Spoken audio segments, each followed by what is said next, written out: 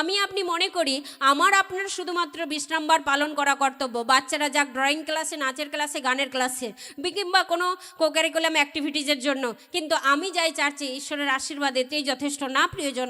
আপনি একটু ভুল আছেন।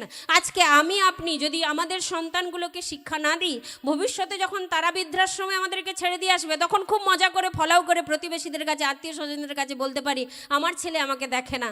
আসলে আমারই দোষ ছিল। ছোটবেলায় আমি তাকে গন্তব্য পদ অনুরূপ শিক্ষা দেইনি। আমি তখন যেখানে রবিবারে বিশ্রামবার পালনের জন্য আমার হাত ধরে তাকে চার্চে নিয়ে যাওয়ার কথা ছিল, সেখানে আমি তখন তাকে কোথায় পাঠিয়েছি? নাচের স্কুলে, গানের স্কুলে, ড্রয়িং ক্লাসে কিংবা টিউশন পড়াতে পাঠিয়েছি। আমি হাত ধরে তাকে আনিনি। অথচ সেই ছেলে বড় হয়ে যখন আমার অবাধ্য, যখন আমাকেই ভালোবাসছে না, আমি যাকে গর্ভে ধারণ করেছিলাম আমাকেই দেখছে না, তখন আমি বেশ ভালো করে বলছি তখন যে আমার ছেলে আমাকে দেখে না।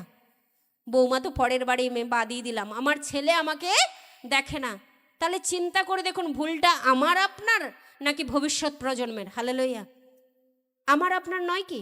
বাক্য বলছে বালককে গন্তব্য পদ অনুরূপ শিক্ষা দাও। হ্যাঁ, আমি জানি সবার ছেলে বললে শুনবে না, অনেকের ছেলে মেয়ে কন্ট্রোলের বাইরে চলে গেছে, তার জন্য আপনি কি করবেন?